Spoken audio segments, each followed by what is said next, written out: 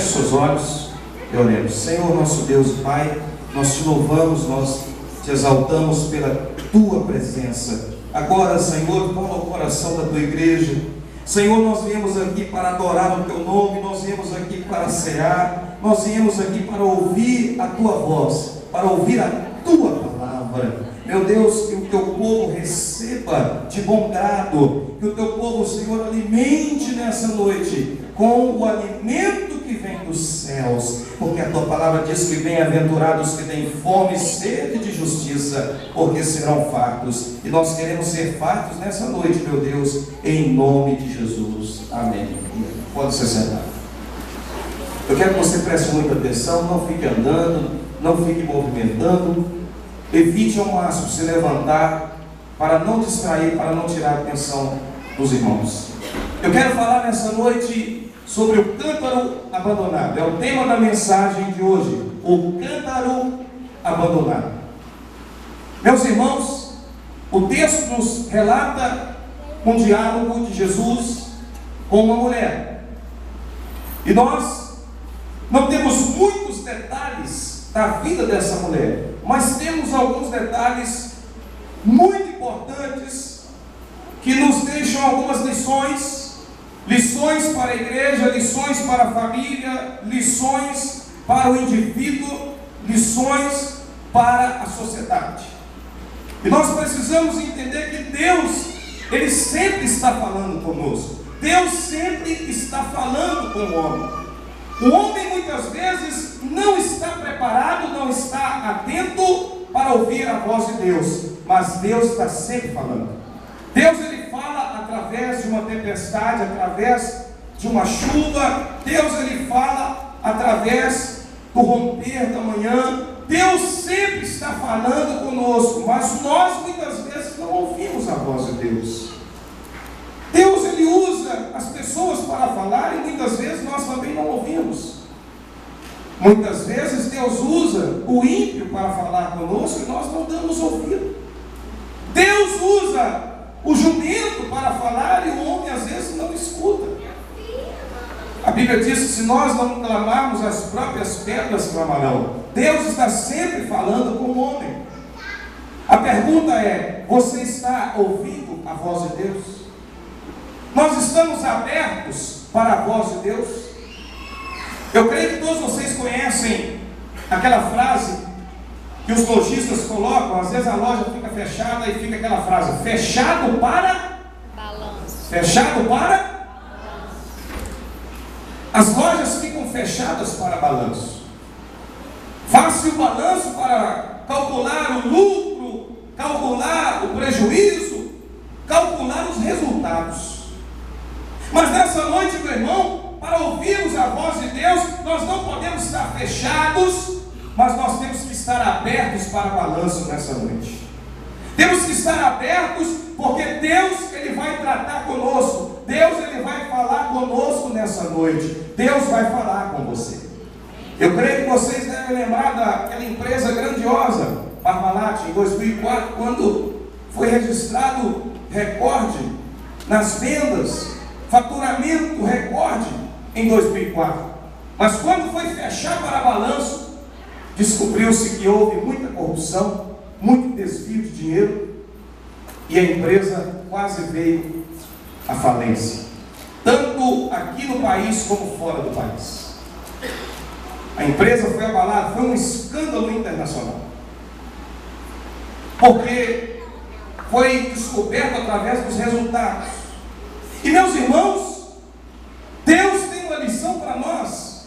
Nós não podemos estar fechados, mas temos que estar abertos, atentos à voz de Deus. E Deus, Ele vai fazer um balanço na sua vida.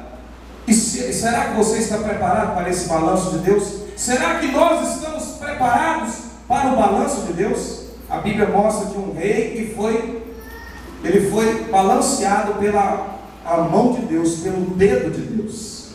Está lá em Daniel. O rei, ele estava comendo, bebendo, e de repente veio uma escrita na parede. E foi dito para ele que o seu tempo foi contado.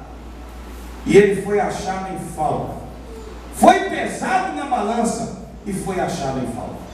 E eu pergunto nessa noite, se você for pesado por Deus, se você for pesado na balança de Deus, você vai ser achado em falta ou você vai ser achado sobrando, com sobras?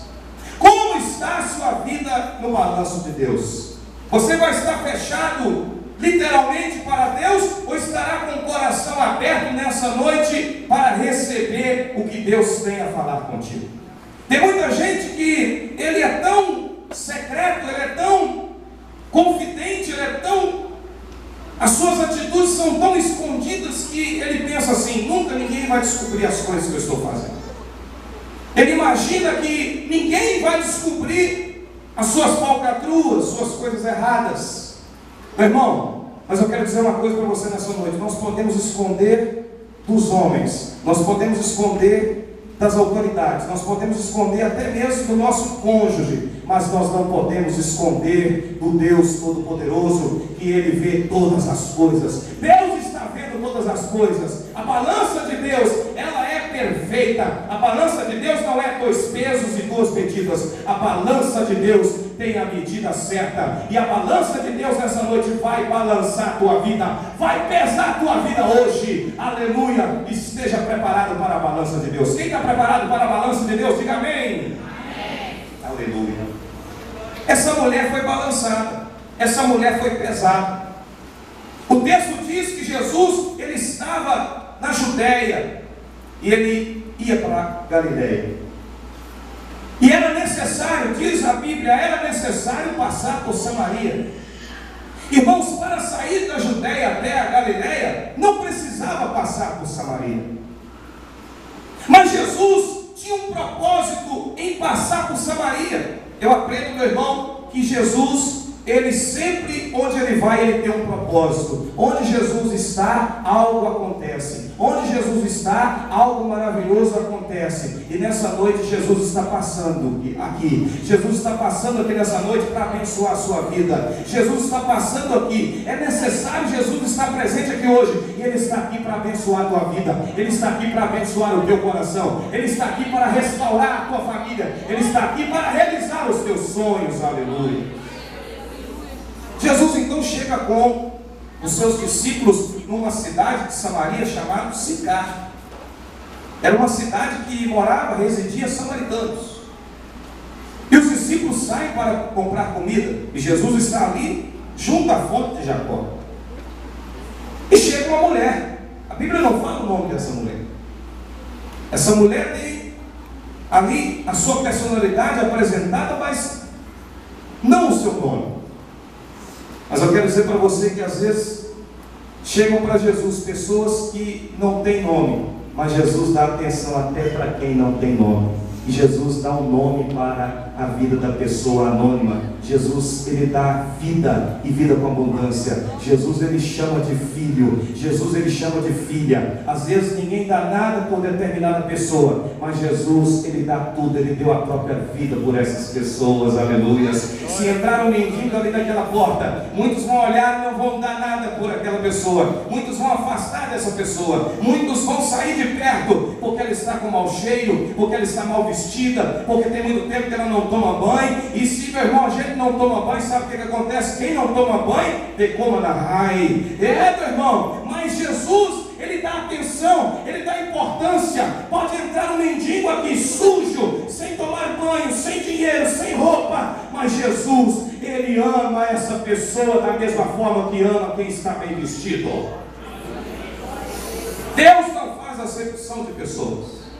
E essa mulher aqui nem é apresentada o seu nome, porque a Bíblia fala, quando Jesus curou, realizou milagres, a Bíblia fala que Jesus entrou na casa de Zaqueu, a Bíblia fala que Jesus entrou na casa de Jairo, a Bíblia fala que Jesus foi na casa de Lázaro, a Bíblia fala que Jesus foi na casa de Marta e Maria, mas aqui a Bíblia não menciona o nome dessa mulher.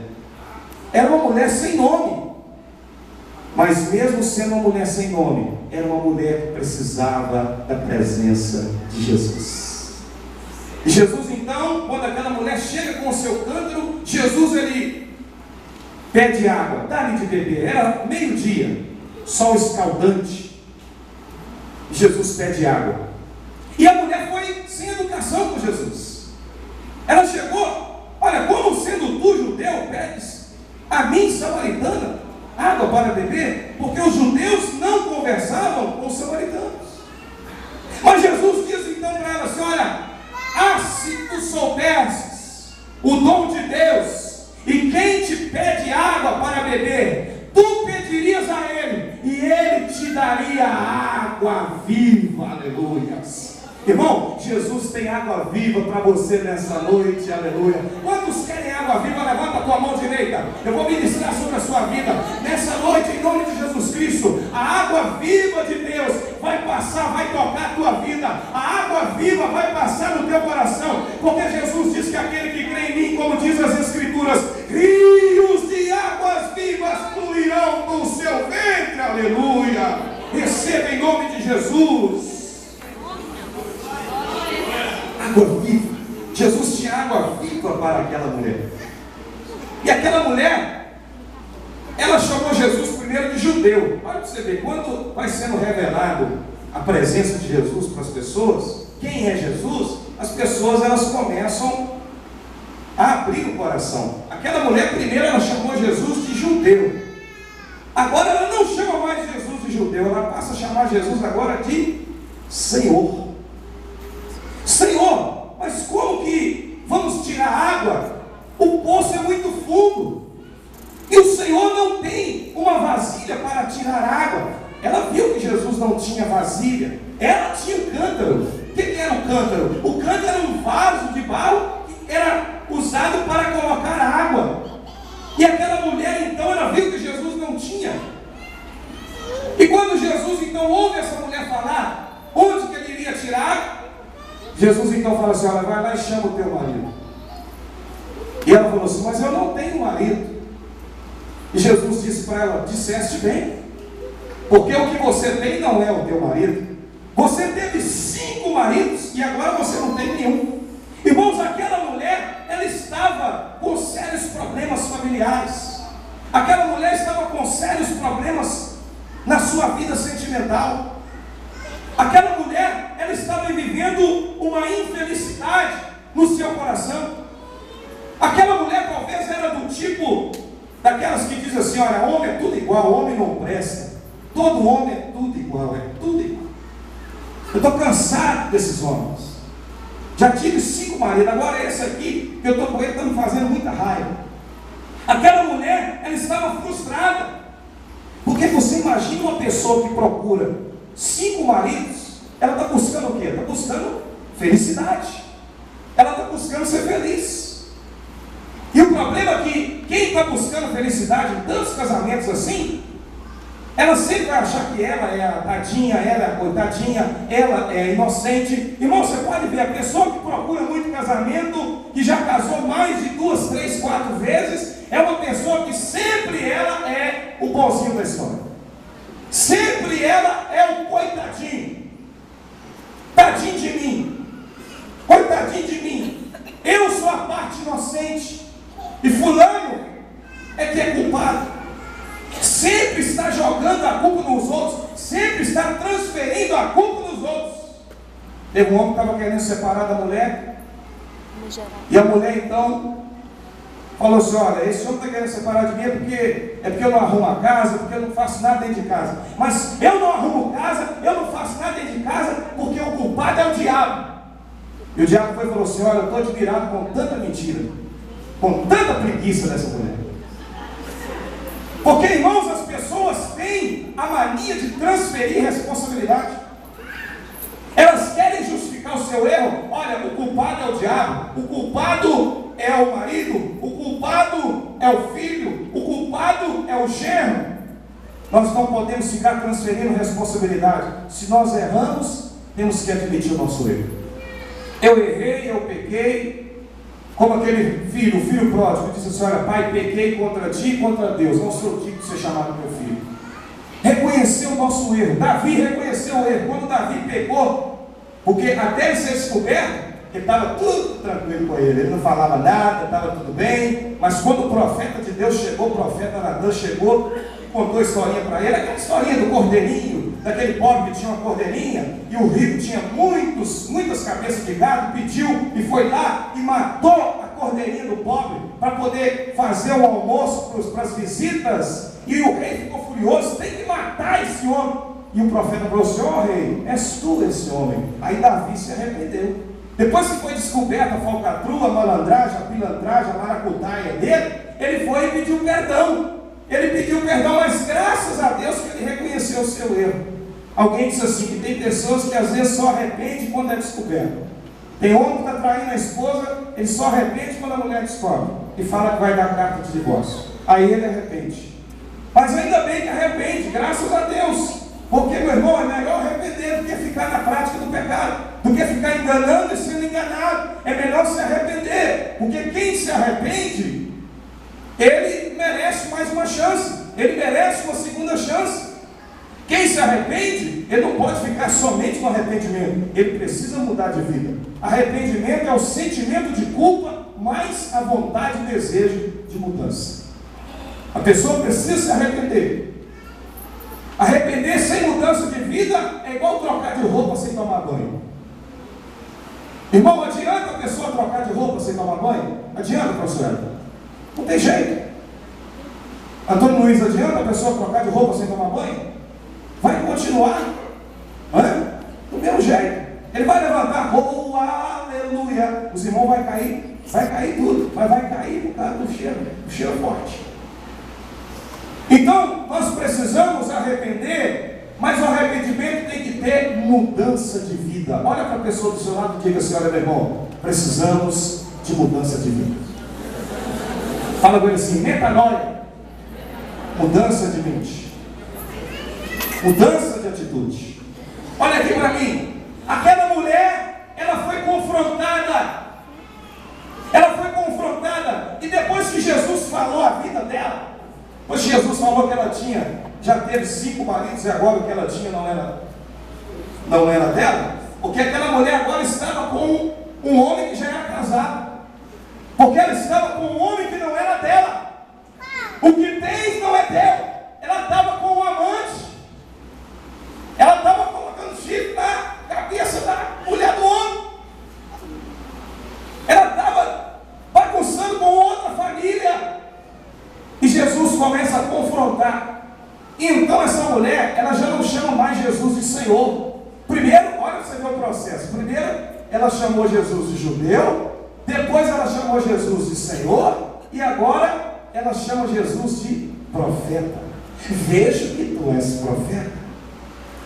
Olha a revelação de Deus. Meu irmão, quando a revelação de Deus ela vem sobre a sua vida, você vai adquirindo intimidade com Deus, e você começa a dizer mais palavras para Deus, você começa a conhecer mais a Deus, você passa de servo, você passa a ser filho, de filho você passa a ser amigo, de amigo você passa a ser herdeiro de Deus, e co-herdeiro em Jesus Cristo, aleluia. Pode aplaudir o nome do Senhor, aleluia. Glória a Deus, a revelação de Deus traz comunhão, a revelação de Deus traz intimidade, a revelação de Deus traz, meu irmão, contato direto com o Pai. Hoje nós temos contato direto com o Pai, hoje temos livre acesso, o véu do templo se rasgou de alto a baixo, hoje o santo lugar visita o átrio, hoje o átrio visita o santo lugar, aleluia, louvado seja o nome do Senhor.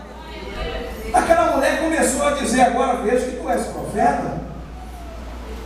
E Jesus então fala para ela qual era o lugar para que ela deveria adorar. Jesus falando da vida dela, e agora ela preocupa qual é o lugar da adoração. Ela preocupa com a religião. A religiosidade daquela mulher estava deficiente. Ela fala assim: olha, os nossos pais dizem que é nesse monte que nós temos que adorar, mas os judeus dizem que é em Jerusalém. E Jesus disse: olha, Jesus falou para ela assim, que não é nem nesse monte e nem em Jerusalém, mas o Pai está à procura de verdadeiros adoradores. Vai chegar um tempo em que os verdadeiros adoradores adorarão o Pai em espírito e em verdade, aleluia. Meu irmão, a verdadeira adoração não é em Jerusalém, não é no monte. A verdadeira adoração, meu irmão, não é um local específico, não é no lugar a verdadeira adoração, ela começa dentro do coração do homem. Aleluia, louvado seja o nome do Senhor. Não adianta você adorar no templo, mas o seu coração está longe de Deus. Jesus disse: olha, vocês me adoram de lábios, mas o coração está longe de mim. Tem muita gente que entra dentro da igreja, que canta e canta muito bem, mas o coração está longe de Deus.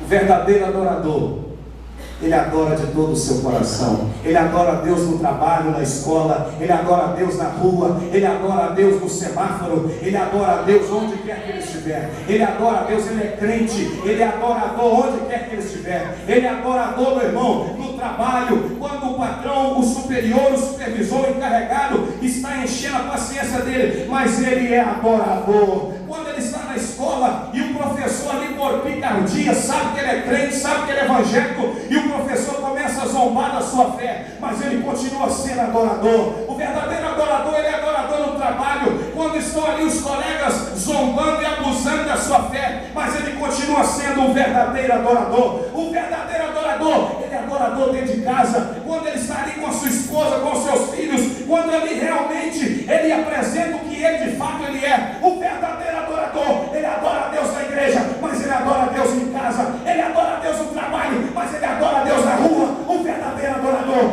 a sua vida é uma vida de adoração. Aleluia. Tem um pregador que disse que Deus não está à procura de adoração, Deus está à procura de adoradores. E é verdade, porque, meu irmão, a sua adoração para Deus não vai diminuir e nem aumentar a grandeza dele. Por quê? Os astros do universo adoram a Deus, as estrelas adoram a Deus, o sol, a estrela de quinta grandeza, adora a Deus da sua maneira, do seu jeito. Os animais do campo adoram a Deus, as árvores adoram a Deus, está lá em Salmos. As baleias, os monstros do mar adoram a Deus. Deus, ele quer ver o seu coração, se o seu coração está voltado para ele. Aleluia. Deus, ele quer ver se você o adora em espírito e verdade, se você o adora sem reservas, se você o adora por espontaneidade. Aquela mulher, então, depois que ela foi tocada, ela afirma assim que virá o Messias, chamado Cristo, e ele vos anunciará todas as coisas. E Jesus disse: eu o sou, eu que falo contigo.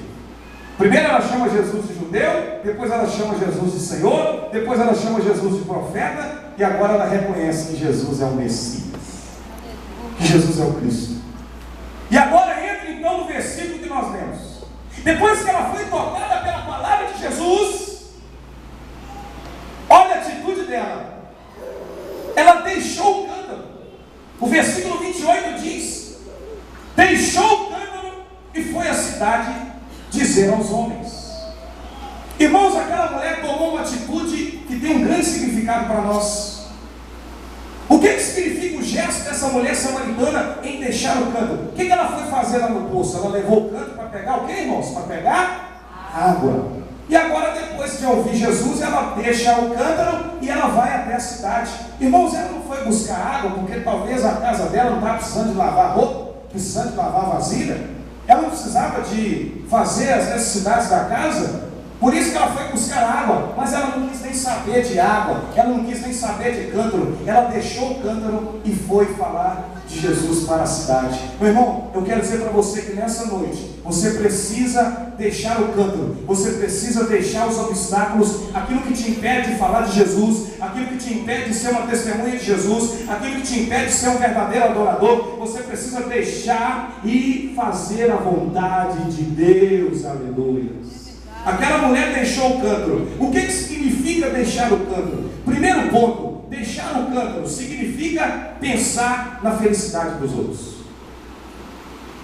Significa pensar na felicidade dos outros. Aquela mulher reconheceu, ela viu que Jesus era muito bom, era bom demais para ficar só para ela. Ela queria compartilhar. Eu vou usar a linguagem do Facebook. Tem muito crente que está curtindo curte o nome de Jesus, mas não compartilha. Nessa noite eu quero dizer para você, meu irmão, compartilha esse Jesus que você serve. Compartilha esse Jesus, porque esse Jesus é maravilhoso. Fala de Jesus, meu irmão. Fala do Evangelho. Fala da palavra de Deus. Não tenha medo de falar do amor de Deus. Não tenha medo de falar de Jesus Cristo. Paulo, ele disse, olha, pregue em tempo e fora de tempo. Você às vezes vai ser taxado de enjoado, vai ser taxado de cafona, mas, meu irmão, não deixe de falar desse Jesus, porque esse Jesus faz coisas maravilhosas. Esse Jesus, ele salva, ele cura, ele liberta, ele leva para o céu. Anuncia, compartilha esse Jesus maravilhoso. Deixar o cântaro significa pensar na felicidade dos outros. Não é querer só para a gente, não. É pensar nos outros. Nós temos um exemplo de 4 leprosos que eles fizeram essa atitude numa cidade chamada Samaria também. Uma cidade de samaritanos. A cidade estava cercada pelos sírios. E tinha uma lei que dizia que os leprosos não podiam ficar dentro da cidade. A cidade era cercada por muros. E havia fome na cidade. Porque o exército da Síria tinha cercado a cidade de Samaria e ninguém entrava e ninguém saía. Não entrava comida e nem saía comida. A cabeça de um jumento custava 70 ciclos de prata. Esterco de pombo custava 5 ciclos de prata. Irmãos, produtos que não eram normais para as pessoas comerem, estavam com preço nas alturas. Por quê? Porque não tinha o que comer. A fome era tão grande naquela cidade que chegou uma mulher e falou: rei, pelo amor de Deus, me ajuda, ó rei. Falou com o rei da cidade. O rei disse: o que é que você está precisando? O que é que você precisa? Você quer o quê? Comida da eira ou comida do lagar? A eira era onde colocava os cereais. O lagar era onde colocava o vinho. E não tinha nada disso. O rei faz uma ironia: vou pegar da eira ou do lagar? E a mulher disse assim: olha, eu e uma mulher combinamos de comer hoje o meu filho, e no outro dia comer o filho dela, mas ela pisou na bola comigo. O que ela fez? Nós comemos o meu filho hoje, mas no outro dia, quando a gente foi comer o filho dela, ela falou que não ia comer o filho dela. E o rei rasgou as suas vestes e viu o povo com pano de saco. O povo estava aflito com fome. Irmãos, a fome faz a pessoa fazer coisas absurdas. Lá na África tem lugares lá que eles fazem bolinho de terra. Para a pessoa matar a sede, às vezes elas bebem a própria urina, em lugares onde há muita fome. A fome faz a pessoa fazer loucura. E naquela cidade eles estavam fazendo loucura, estavam comendo os próprios filhos. Mas o profeta Eliseu profetizou para o rei: olha, amanhã a estas horas, um alqueire de cereal vai estar custando 5 ciclos. Quer dizer, o preço vai abaixar. Se vai custar 5 ciclos, a cabeça de jumento já não vai custar mais nada. O esterco de pombo, o excremento de pombo, o cocô de pombo não vai servir de nada, porque Deus vai trazer prosperidade para aquela cidade. O profeta profetizou. E eu quero dizer para você uma coisa: levanta a tua mão, meu irmão, neste momento. Eu quero dizer para você que a Bíblia diz: olha, crede nos meus profetas e prosperareis. Talvez você está com fome espiritual, fome de Deus, fome lá dentro da sua casa. Você está vivendo uma seca lá dentro da sua casa. Mas eu quero dizer, em nome de Jesus Cristo, como profeta de Deus, que brevemente Deus a estas horas vai fazer na tua vida com que a prosperidade chegue sobre a tua casa, com que as portas se abram na tua família, com que a bênção de Deus venha sobre a tua vida, em nome de Jesus Cristo. Aleluia! E aí, meu irmão, os leprosos tomaram uma atitude seguinte: eles estavam do lado de fora e eles falaram assim: olha, se a gente ficar aqui, nós vamos morrer de fome. Se nós formos lá no arraial dos sírios, nós podemos ser mortos, mas eles podem também nos deixar viver. E eles então foram lá para o arraial. Quando eles chegaram no arraial, meu irmão, se pasmem, olha o que aconteceu. Quando eles chegaram no arraial, não tinha ninguém lá, não tinha exército nenhum lá. Sabe por quê? Porque Deus fez o exército sírio escutar um ruído de